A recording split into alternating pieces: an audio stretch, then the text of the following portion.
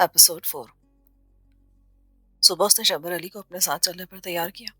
निकलना ही चाहता था कि सरदार का फोन आ गया। क्या बात है सरदार, इतनी तड़के फोन कर रहे हो? लगता आँख खुलते मैं याद आ गया हूँ। अभी बड़ी सरकार का फोन आया था, उसने तुम्हें याद किया है। मैंने तुम्हें याद दहानी कराने के लिए राब्ता किया है। मैं और शब्बर निकल ही रहे हैं, वो बोला और लाइन काट दी। शहर पहुंचे तो हर तरफ रेल पेल देखकर आलमगीर सोच में पड़ गया। लोग चलते हुए थकते नहीं थे, सुबह शाम चलते रहते थे। ना जाने उनका क्या अंजाम था। ये जिले हेडक्वार्टर था। सरदार फजल के शहर से काफी बड़ा था। रवा दवा ट्रैफिक के बीच में रास्ता बनाते हुए वो सरदार मुजफ्फर की महलनुमा कोठी पर पहुंचे।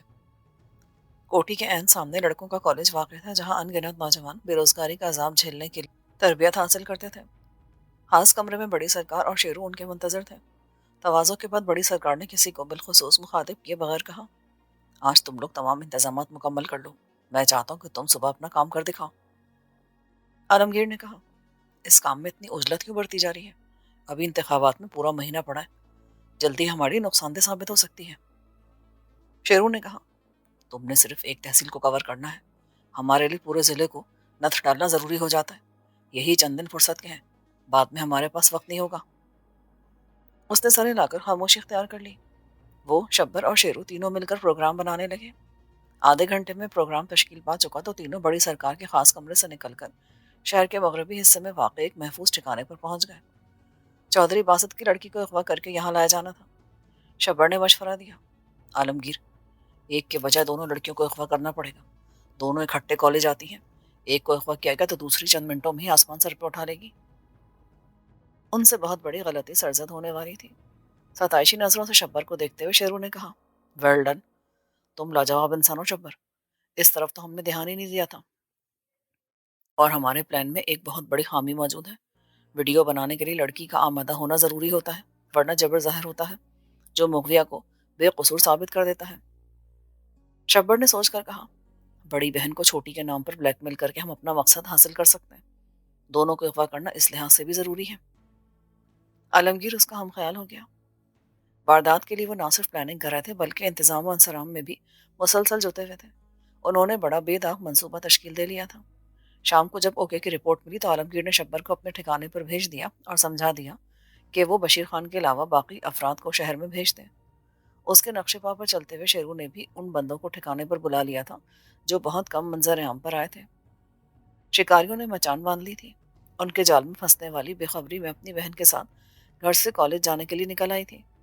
दुनिया पहले जैसी दिखाई दे रही थी। दोनों बहनें कलाइयों पर वक्त देखते हुए एक फरलांग के फासले पर वाक़ वैगन स्टैंड पर पहुंच गई। छोटी बोली, बाजी, आज सर्दी कल से कहीं ज्यादा है, छुट्टी कर लेती तो अच्छा था। मजे से सहन में बैठकर धूप तापते हुए मूंगफली खाती। बड़ी मुस्कुराकर बोली, बिला वजह छुट्टी करने से बंदा अपनी मंजिल की तरफ बढ़ते हुए कदम खो बैठता है। एक वैगन आकर उनके पास रुक गई। चंद एक सवारियां बैठी थी। हमेशा खाली नशिस्त दो चार वैगनें गुजार कर ही मिलती थी। वो लपक कर उसमें सवार हो गई। कंडक्टर ने दरवाजा बंद करते हुए नारा लगाया, चल उस्ताद, गाड़ी को जहाज बना दे, वरना पिछली गाड़ी क्रॉस करके स्टैंड पर पहला नंबर हासिल कर लेगी। गाड़ी फराटे भरने लगी। अपनी अपनी सीटों पर विराजमान मुसाफिर चादरों की बकलों में से झांक कर एक दूसरे को मायनेखेज इशारे करने लगे। शहर में दाखिल होकर गाड़ी अजनबी रास्ते पर मुड़ी तो दोनों बहनों को परेशानी लाहक हो गई। बड़ी ने पूछा, हमने कॉलेज स्टॉप पर उतरना है, ये किस तरफ जा रहे हो तुम? ड्राइवर ने पीछे देखे बगैर कहा, बीबी, बेफिक्र बैठी रहो, इधर पुलिस वाले खड़े चालान कर रहे हैं। हम शहर का चक्कर काटकर तुम्हें कॉलेज और दूसरे मुसाफिरों को वैगन स्टैंड पर पहुंचा देंगे। कोई अखवा थोड़ी कर रहे हैं। मुसाफिरों ने मिला जुला कहका लगाया।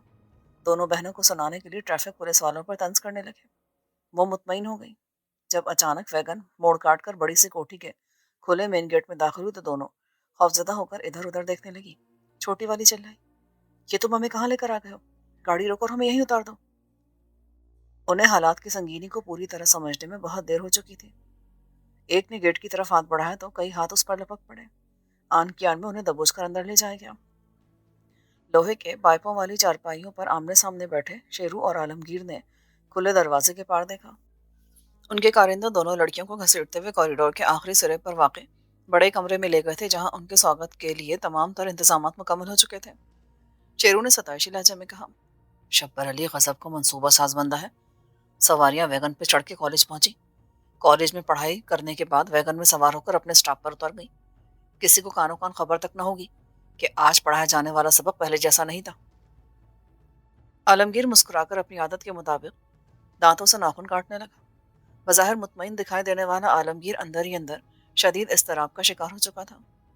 چند منٹوں کے بعد شیرو کے کارندے نے اندر جھانکا اور آہستگی سے کہا, استاد شیرو, ڈھانٹے باندھ کر لوکیشن چیک کر دو تاکہ ہم اپنا کام شروع کریں.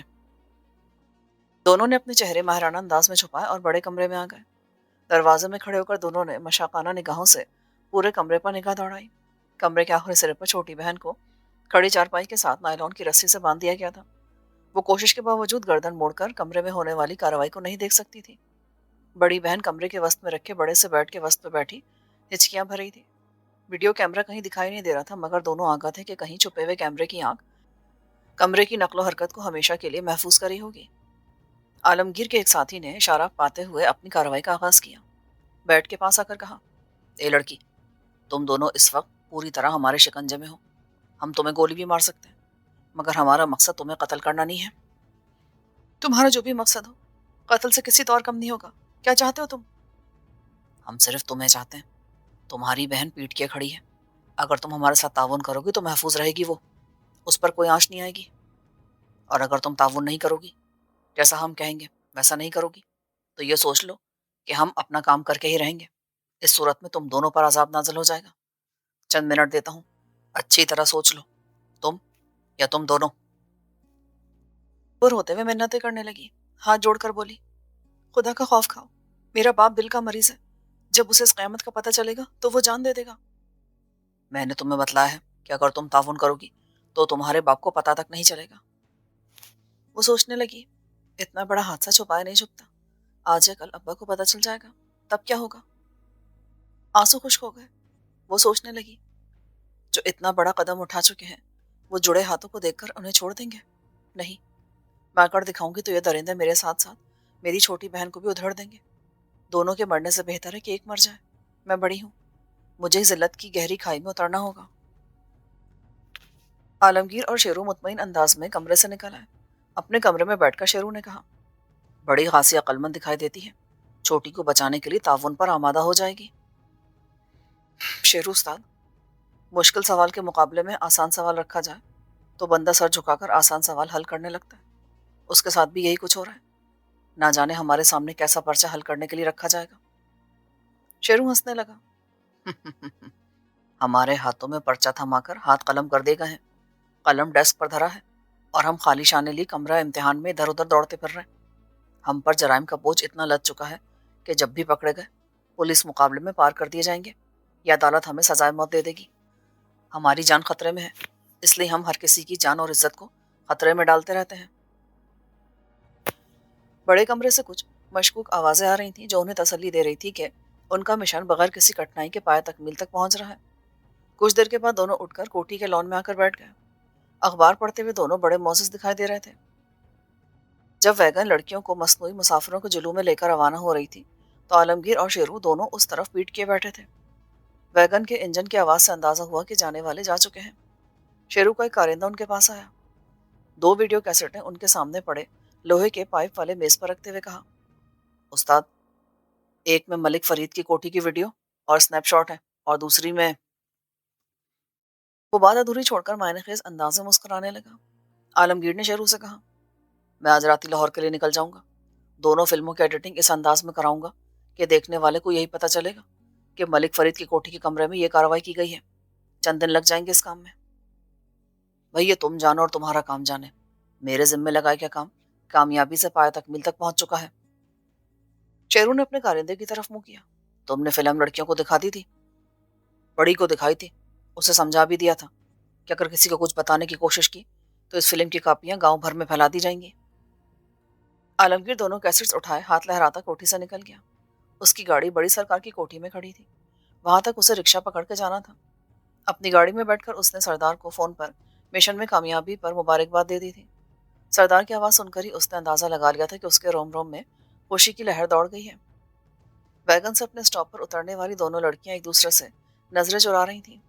آج جو پڑھا تھا وہ دنیا کے کسی بھی نصاب میں نہیں لکھا تھا۔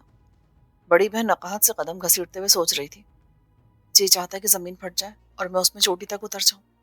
پڑھانے گئی تھی، غلاظت کی پوٹ بن کر واپس آئی ہوں۔ علم کی شمع روشن کرنے کے لیے گھر سے نکلی تھی، اور ایسی آگ بدن میں بھر لائی ہوں جو مرتے دم تک سکھ کا سانس نہیں لینے دے گی۔ شکر ہے کہ میرے ساتھ پڑھنے کے لیے جانے والی بخیر و عافیت لوٹی ہے۔ چھوٹی سوچ رہی تھی، دیکھا نہیں مگر محسوس بہت کچھ کیا ہے۔ میرے لیے باجی نے اپنی عزت کی قربانی دے کر مجھے ہمیشہ ہمیشہ کے لیے خرید لیا ہے۔ کاش ہم دونوں دھوپ سیکنے کے لیے صحن میں پڑی چارپائیاں بچھا کر بیٹھی رہتی اور یہ سب کچھ نہ ہوتا۔ یا اللہ، یہ ہم پر کیسی قیامت ٹوٹ پڑی ہے جس سے پوری دنیا بے خبر ہے۔ ایک بار کی دونوں کے دل سے دعا نکلی کہ دنیا جس طرح بے خبر ہے ایسے ہی قیامت تک بے خبر رہے، ورنہ کچھ بھی باقی نہیں رہے گا۔ ڈرائیور اور باڈی گارڈ دونوں نے شاپنگ سینٹر سے متصلہ تمام علاقہ کھنگال مارا مگر بی بی کا کہیں پتہ نہ چلا۔ پولیس کی گاڑیاں جا بجا پھیلی ہوئی تھیں۔ انہوں نے بڑی احتیاط سے کئی پولیس والوں سے بھی دریافت کیا مگر کوئی سراغ ہاتھ نہ آیا۔ رحمت بی کو اس امید پر فون کیا کہ ہو سکتا ہے وہ رکشہ یا ٹیکسی پکڑ کر گھر پہنچ گئی ہو، لیکن وہ گھر نہیں پہنچی تھی۔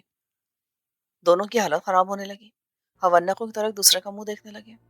ڈرائیور ڈرستی آواز میں بولا، بی بی کو زمین نکل گئی آسمان، 2 گھنٹوں میں ہم نے پورا علاقہ چھان مارا۔ سردار ہمیں کچا چبا ڈالے گا جب اسے پتہ چلے گا کہ بی بی غائب ہو گئی ہے۔ گارڈ نے کہا، میرا خیال ہے ہمیں تھانے اور اسپتال چیک کرنے چاہیے۔ امید ہے کہیں نہ کہیں ہمیں بی بی مل جائے گی، اگر نہ ملی تب سردار کو اطلاع کر دیں گے۔ ڈرائیور چاہتا تھا کہ فوری طور پر سردار کو فون پر مطلع کر دینا چاہیے۔ گارڈ اس حق میں نہیں تھا۔ دونوں نے اطراف کے اسپتالوں اور تھانوں سے رابطہ کیا مگر ناکامی ہوئی۔ نامراد ہو کر کوٹھی پر پہنچے، تب تک 4 گھنٹے بیت چکے تھے۔ رحمت بی نے انہیں بتلایا کہ بی بی کوٹھی پر نہیں پہنچی۔ دونوں سر پیٹ کر رہ گئے۔ ڈرائیور نے فکر آمیز لہجے میں کہا، میں نے تمہیں کہا بھی تھا کہ سردار کو فون کر کے بتا دیتے۔ اب وہ اس بات پر بھی خفا ہوگا کہ ہم نے فون کرنے میں اتنی تاخیر کیوں کی۔ رحمت بھی کو بھی صورتحال کی سنگینی کا احساس نہ تھا۔ ان کی باتیں سن کر وہ سرسیمہ نگاہوں سے باری باری دونوں کی طرف دیکھنے لگی۔ گارڈ نے اس کو شاپنگ سینٹر میں ہونے والے دھماکے اور بی بی کے نہ سمجھ میں آنے والے غیاب کے بارے میں تفصیل سے بتایا۔ وہ برآمدے کے ستون سے ٹیک لگا کر فرش پر بیٹھ گئی، سر پیٹنے لگی اور انہیں کوسنے لگی۔ تم پر سردار ہزاروں روپے خرچ کرتا ہے، حرام کھلاتا ہے، صرف اس لیے کہ تم بی بی کی حفاظت کرو، اور تم اسے مصیبت میں ڈال کر ہجڑوں کی طرح تالیاں پیٹتے گھر آ گئے۔ نکل جاؤ یہاں سے، اور وہ جہاں سے بھی ملے اسے لے کر آؤ، ورنہ کے آگے والا کام سردار کا تھا۔ تینوں کو اپنی ہڈیاں ٹوٹتی دکھائی دے رہی تھیں۔ ایسے میں فکس لائن فون کی گھنٹی بجی۔ یوں لگا جیسے کانوں کے قریب کوئی بم پھٹ گیا ہو۔ دونوں جھل پڑے۔ گارڈ نے کمرے میں جا کر CLI پر نمبر پڑھا۔ فون نے چڑھ کر آنکھوں میں آ گیا۔ سردار کا فون ہے، آ کر سنو۔ رحمت بھی اور ڈرائیور اس کے پیچھے پیچھے کمرے میں آ گئے تھے۔ کسی کی ہمت نہیں ہو رہی تھی کہ وہ سردار کا فون اٹینڈ کرتا۔ تھک کر بیل خاموش ہو گئی۔ رحمت بی نے بڑی کھڑکی کا پردہ ہٹا کر باہر دیکھا۔ دونوں کو امید بندھی کہ ہو سکتا ہے بی بی آ گئی ہو۔ رحمت بی کا اترا ہوا چہرہ دیکھ کر دونوں کے منہ لٹک گئے۔ فون پھر بجا۔ گارڈ نے توہن و کرہن فون اٹھایا۔ سردار کی چنگھاڑتی آواز سنائی دی، کہاں مر گئے سب لوگ، فون کیوں نہیں اٹھاتے؟ جی سردار۔ رحمت بی کدھر ہے؟ اسے بتلاؤ کہ سردار کا فون ہے۔ جی، 1 منٹ، بلواتا ہوں۔ گارڈ نے سہمی ہوئی نگاہوں سے رحمت بی کی طرف دیکھا۔ اچانک مین گیٹ پر ہارن بجا۔ سردار کے فون کو ہولڈ پر منتظر رکھ کر تینوں بجلی کسی صورت سے گیٹ پر بھاگ گئے۔ گارڈ نے گیٹ کھولا۔ باہر اسپتال کی ایمبولینس کھڑی تھی۔ تینوں کے دل دھک سے رہ گئے۔ اگلی سیٹ سے سفید کپڑوں میں ملبوس ایک آدمی اتر کر ان کی طرف آیا۔ سردار فضل خان کی کوٹھی یہی ہے؟ جی۔ خیر تو ہے نا؟ بالکل خیریت ہے۔ سردار فضل خان کی بیٹی دھماکہ سن کر بے ہوش ہو گئی تھی۔ ایک رفائی ادارے نے اسے اٹھا کر اسپتال پہنچا دیا تھا۔ ہوش میں آنے پر اسے لے آئے ہیں۔ اسی دوران ایمبولینس کا پچھلا گیٹ کھلا۔ شانی بی بی ڈگمگاتے قدموں سے چلتی ہوئی ان کی طرف آنے لگی۔ تینوں بھاگ کر اس تک پہنچے۔ ٹٹولتی نظروں سے دیکھا۔ بخیریت پا کر اطمینان کا سانس لینے لگے۔ ڈرائیور نے کچھ نوٹ ایمبولینس سے برآمد ہونے والے سفید پوش کو تھمائے اور وہ سب بعجلت کوٹھی میں داخل ہو گئے۔ ان میں سے کسی نے یہ پوچھنے اور دیکھنے کی زحمت ہی نہ کی کہ ایمبولینس کس اسپتال کی طرف سے آئی تھی۔ شانی بی بی کو کمرے میں پہنچا کر تینوں ایک دوسرے کی طرف دیکھنے لگے۔ رحمت نے اسے بیڈ پر لٹاتے ہوئے پوچھا، بی بی اب طبیعت کیسی ہے؟ وہ خالی خالی نظروں سے اسے دیکھنے لگی، پھر آنکھیں بند کرتے ہوئے بولی، مجھے اکیلا چھوڑ دو، میں ٹھیک ہوں۔ تینوں کمرے سے باہر نکل آئے۔ رحمت بی بی کو سردار کا فون یاد آ گیا۔ وہ بھاگتی ہوئی کمرے میں پہنچی، فون اٹھایا اور جلدی سے بولی، سردار معاف کرنا، میں بیوی کا سر دبانے میں مصروف تھی. وہ سوئی ہے تو میں فون سننے کے لیے آئی ہوں. میں 15 منٹ سے فون تھام کر بیٹھا ہوں. خدا جانے تم لوگ کو عقل کب آئے گی. شانی ٹھیک تو ہے نا؟ اسے سر میں درد تھا. مجھے کہنے لگی کہ سر دبا دو. میں اس کے سرانے بیٹھی تھی کہ آپ کا فون آ گیا. آپ جانتے تو ہیں کہ وہ اپنی مرضی کرتی ہے. میں نے کہا بھی کہ سردار صاحب ناراض ہو جائیں گے تو کہنے لگی جب میں سو جاؤں تب جا کر فون سننا. سردار زیر مسکرانے لگا. خود پر قابو پانے میں کامیاب ہو چکا تھا. وہ جاگے تو اسے کہنا کہ اپنے پاپا کو فون کرے. احمق کہیں کی. فون بند ہو گیا. رحمت بی نے سکون کا سانس لیا. اب میرا منہ کا دیکھتے ہو؟ جاؤ جا کر ڈاکٹر کو لے کر آؤ. بی بی کا چیک اپ کراؤ. مجھے تو لگتا ہے وہ ابھی تک خوفزدہ ہے. ان کو بھگا کر رحمت بھی شانی بی بی کے کمرے میں آئی. وہ بستر پر آڑی ترچھی لیٹی تھی. اس نے اس کے بے ترتیب جسم کو گھسیٹ کر سیدھا کیا. سرہانے کے نیچے تکیا رکھا اور کمر تک کمبل اڑا دیا. سر دباتے ہوئے اس کے چہرے کو غور سے دیکھنے لگی. ایسے میں شانی نے آنکھیں کھول دی. کیوں لگتا ہے جیسے میں خواب دیکھ رہی ہوں. تم خواب ہو؟ اگر خواب ہو تو میری نظروں سے اوجھل ہو جاؤ، اور اگر حقیقت ہو تو میری آنکھوں پر ہاتھ رکھ کر مجھے یقین دلاؤ. اس کا لہجہ بکھرا ہوا تھا. رحمت بی کا دل ہول کھانے لگا. اس کی آنکھوں پر پیار سے ہاتھ پھیر کر بولی، میری جان تم ہوش میں ہو، جاگ رہی ہو. میں تمہارے پاس بیٹھی ہوں. تمہیں گھبرانے کی کوئی ضرورت نہیں. بم دھماکے میں تمہیں رتی بھر بھی چوٹ نہیں آئی. وہ آنکھیں کھولے سوچنے لگی. بم دھماکہ؟ پھر نسبتاً بھرائی آواز میں بولی، لگتا ہے تم خواب دیکھ رہی ہو. میں جاگ رہی ہوں. کیسا عجیب سا خواب دیکھا میں نے. ابھی تک یوں محسوس ہو رہا ہے جیسے میں خواب میں ہی پڑی ہوں. یہ کہہ کر وہ بستر سے اٹھ بیٹھی. ادھر ادھر دیکھنے لگی. یقین آ گیا کہ اپنی خوابگاہ میں بیٹھی ہے. رحمت بی کی گود میں سر رکھتے ہوئے مسکرانے لگی. ایسے میں گارڈ اور ڈرائیور ڈاکٹر کو لے آئے. ڈاکٹر نے چیک اپ کیا. اس سے کچھ دریافت بھی کیا. وہ بولی، میں بالکل ٹھیک ہوں. عجیب سا خواب دیکھا ہے. دل پھر وہ خواب دیکھنا چاہتا ہے. آپ کے پاس کوئی ایسا ٹیکا ہے جو مجھے واپس اس خواب میں لے جا سکتا ہے تو مجھے لگا دے. ہاں بیٹی، ایسا ایک ٹیکا ہے جو تمہیں تمہاری من چاہی دنیا میں واپس لے جا سکتا ہے. لاؤ بازو ادھر کرو.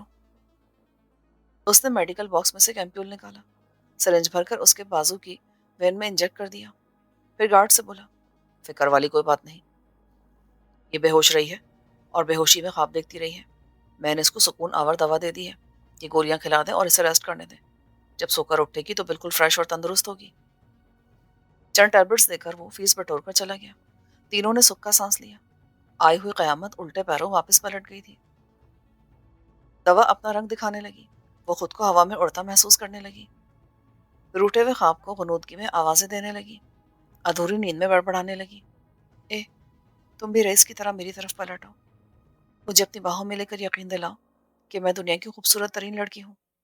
مجھے بتاؤ کہ مجھے فتح کرنے کے لیے اب بھی زمانہ جنگیں لڑ سکتا ہے. کبھی کبھی خواب لوٹ آتے ہیں. اس کا ایک ہی بار کا دیکھا ہوا خواب اب اس سے ناراض دکھائی دیتا تھا. نہیں پلٹا. رگوں میں اترنے والی سکون آور دوا نے اپنا کام دکھا دیا تھا. وہ خراٹے لینے لگی. رحمت بھی نے ایک دو بار دروازہ کھول کر اسے دیکھا. تسلی پا کر مسکراتی ہوئی چلی گئی. بعض قیامتیں نوازش کا روپ دھار کر آتی ہیں. بعض عافیت کے کپڑوں میں ملبوس ہو کر آتی ہیں، آ کر چلی جاتی ہیں اور انسان کو پتہ ہی نہیں چلتا. جب دبے پاؤں گزر جانے والی آندھی کے اثرات دیکھتا ہے تو سوچنے لگتا ہے کہ یہ کب اور کیسے ہو گیا. ایسے میں اسے کوئی دکھائی نہیں دیتا جو اسے بتلا دے کہ کس نے کیا کر دیا ہے. دن چڑھایا تھا. رحمت بھی کئی مرتبہ اسے جگانے کے لیے کمرے میں آئی مگر ہمت نہ پا کر لوٹ گئی. موبائل فون بے جان تھا. دل کی طرح دھڑکنے کے علاوہ کوئی کام نہیں جانتا تھا. اسے نہیں پتا تھا کہ خوابیدہ حسن کو بیدار کرنے کی کیا سزا مل سکتی ہے. وہ چیخ اٹھا. شانی نے اٹھ کر اسے دیکھا. فون پر لفظ پاپا جگمگا رہا تھا. اس نے فون آن کیا. ہائے پاپا، اتنے مزے کی نیند آئی ہوئی تھی، آپ نے جگا کر سارا مزہ کرکرا کر دیا. سردار کی متفکر آواز سنائی دی. بیٹی خیریت تو ہے نا؟ اتنی دیر گئے تک سو رہی ہو؟ کیا یونیورسٹی نہیں جانا؟ وہ ہنسنے لگی. ہنستے ہنستے لوٹ پوٹ ہونے لگی. یہ کیا بدتمیزی ہے؟ سیدھی طرح بتاؤ کہ اب تمہاری طبیعت کیسی ہے؟ پاپا آپ بھی بڑے عجیب ہیں. کیا میں سنڈے کے دن بھی کیمپس چلی جاؤں؟ باپ جھیپ کر ہنسنے لگا. اچھا، تو بوڑھے باپ پر ایسے ہنسنے والی کو اتنا تو پتا ہونا چاہیے نا کہ میں کل شام سے اب تک کئی مرتبہ فون کر چکا ہوں. جب پوچھو پتہ چلتا ہے کہ بی بی صاحبہ سو رہی ہیں. سونے کے علاوہ بھی کوئی کام کر لیا کرو. مجھے نہیں پتا تھا کہ آپ میرے لیے اتنے پریشان ہو رہے ہیں. بازار میں ایک بم پھٹا تھا، اس سے ڈر کر بے ہوش ہو گئی تھی. سر میں کچھ درد تھا. ڈاکٹر نے دوا دی اور میں مزے سے سو گئی. اب جاگی ہوں. باپ پریشان ہو گیا. وہ کریت کریت کر پوچھنے لگا. باپ کے بعد ماں نے بھی تفصیل سے بات کی. پھر مطمئن ہو کر انہوں نے فون بند کر دیا. رحمت بھی چائے کی پیالی لیے کھڑی تھی. رحمت بھی آج دن کیا ہے؟ رحمت نے کہا منگل ہے جی. وہ ہنسنے لگی. پیالی ہاتھ میں رڑسنے لگی. پیالی رکھ کر وہ ہنستے ہنستے دوہری ہو گئی.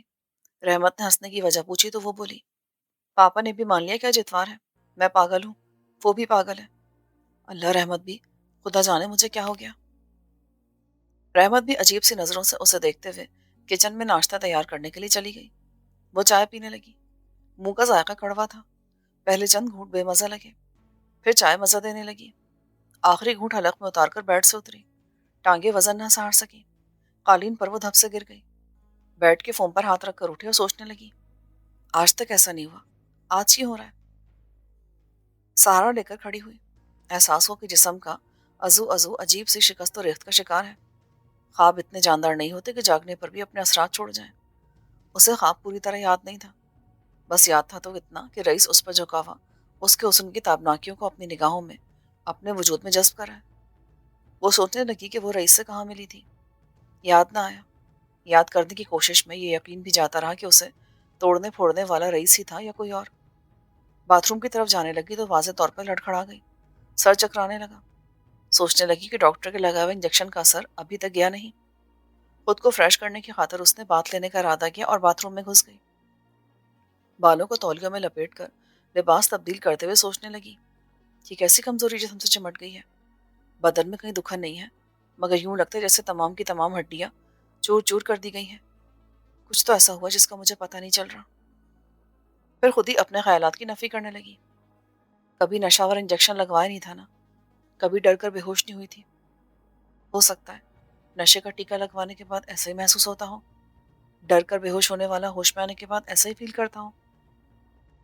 ناشتہ کرنے اور تیار ہونے میں وہ خود کو کافی حد تک سنبھال چکی تھی. سر جھٹک کر بار بار بہکتی ہوئی ذہنی رو کو قابو میں لانے کی کوشش کرتی رہی تاوقتیا ہجان ٹھہر نہیں گیا. ٹہلتے ہوئے لان میں آ گئی. کرسی پر بیٹھ کر فون پر رئیس سے رابطہ کرنے لگی. متعدد بار کی کوششوں سے بھی رابطہ نہ ہوا تو جھنجھلا کر پھولوں سے الجھنے لگی.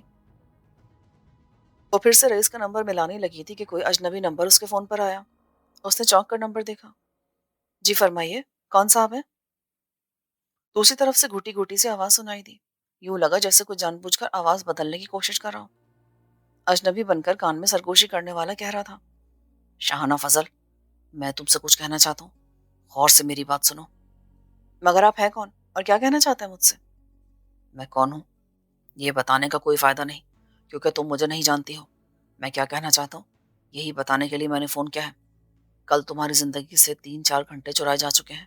اتنی صفائی سے کہ تمہیں خبر تک نہ ہوئی. کچھ دیر کے بعد تمہیں کوریئر کے ذریعے ایک پارسل ملے گا. اس میں سے ایک ویڈیو ڈسک برآمد ہوگی.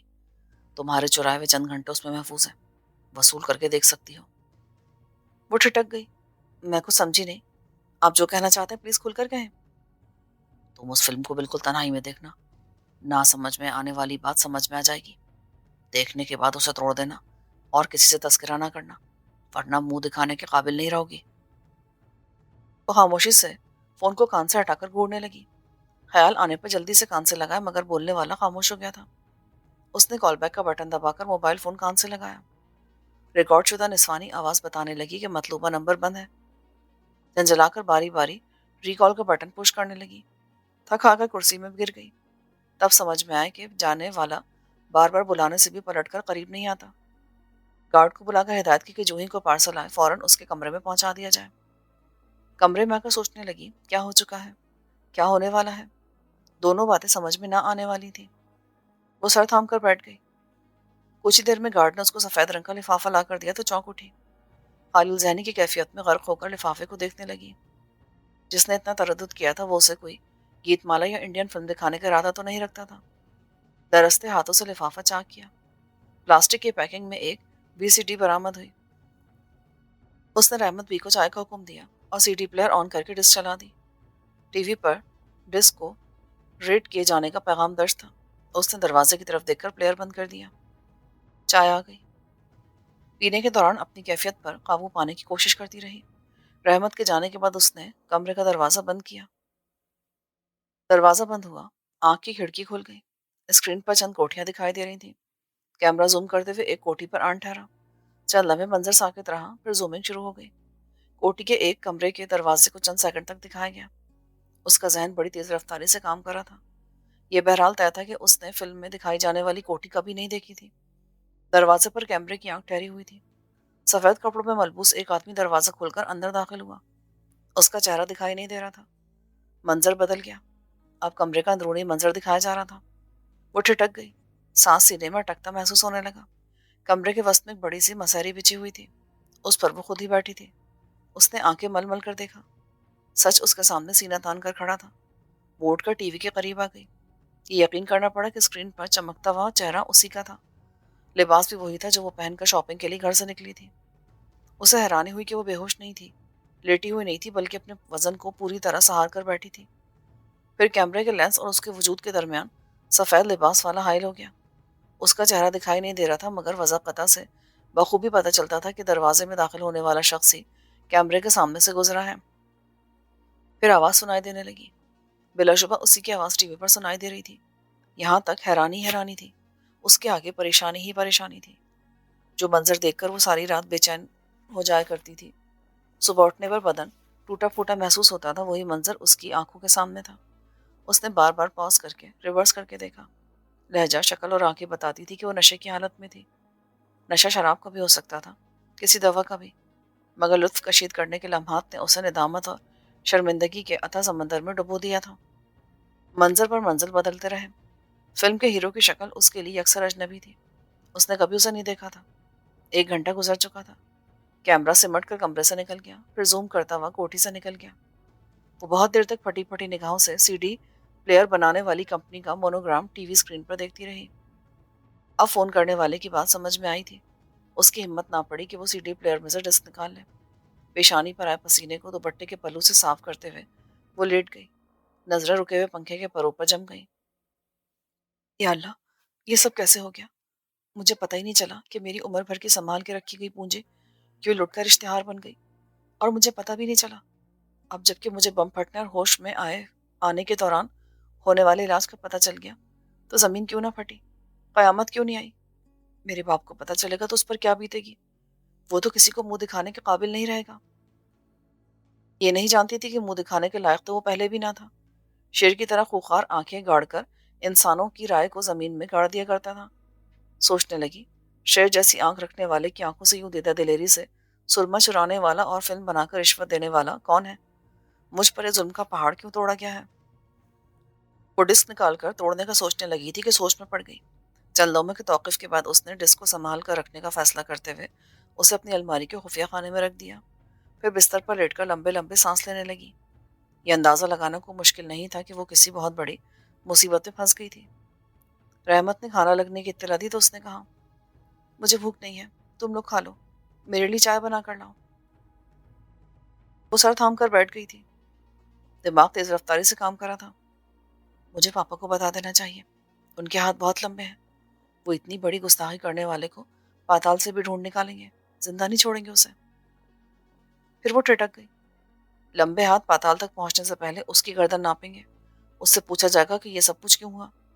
वो बेकसूर होते हुए भी मुजरिम करार दे दी जाएगी, क्योंकि फिल्म देखकर साफ पता चलता था कि वो गन पॉइंट पर तो ना लाई गई थी और ना ही जबरन सब कुछ किया गया था। पापा उससे बहुत प्यार करते थे। ये भी जानती थी कि जितना प्यार किया जाता है, नफरत भी उतनी ही ज्यादा होती है। सर झटक कर फोन उठाया और पापा का नंबर निकालने लगी। उसने सोच लिया था कि जो भी हो, मुझे अपने बाप को मुत्तला करना चाहिए। हर रोज बेगैरती और बेहयाई की सेज पर सजने से कहीं बेहतर है कि वो एक ही मरतबा फांसी के फंदे पर झूल जाए। कॉल करना ही चाहती थी कि उसका फोन बज उठा। स्क्रीन पर डिस्क भेजने वाले का नंबर था। हेलो, मैं बोल रही हूँ, कहो क्या कहना चाहते हो तुम? तुमने फिल्म देख ली होगी और अब हमें दिल ही दिल में दाद दे रही होगी कि हमने कितने अच्छे मंजर को हमेशा हमेशा के लिए सेव कर लिया है। यह हरकत तुम्हें बहुत महंगी पड़ेगी। बहरहाल बताओ, क्या कहना चाहते हो, क्यों फोन किया है? सिर्फ ये कहने के लिए फोन किया है कि हम नहीं चाहते कि ये फिल्म रीपिक्चराइज की जाए, और ना ही हम तुम्हें ब्लैकमेल करना चाहते हैं। तो फिर ये सब क्या करने के लिए किया गया है? सिर्फ और सिर्फ तुम्हारा गुरूर तोड़ने के लिए। फिल्म इसलिए बनाई गई है ताकि तुम किसी से इसका तस्करा ना कर सको। डिस्क और इस पूरे ड्रामे को मुकम्मल तौर पर फरामोश कर दो। یہی تمہارے حق میں بہتر ہوگا. Good bye. وہ ہیلو ہیلو کرتی رہ گئی. کال بیک کرنے کا نتیجہ حسب سابق برآمد ہوا. فون بند کر دیا گیا تھا یا سم نکال دی گئی تھی. وہ سر تھام کر بیٹھ گئی. اس کی دسترس میں سوائے دکھی ہونے کے کچھ بھی نہ رہا تھا. پاپا کو فون کرنے کا ارادہ ملتوی کر کے سوچنے لگی. ایسا ممکن تو نہیں کہ مجھے اغوا کرنے والوں کا کوئی مقصد ہی نہ ہو، مگر مجھے ابھی بلی کے تھیلے سے باہر نکلنے کا انتظار کرنا چاہیے.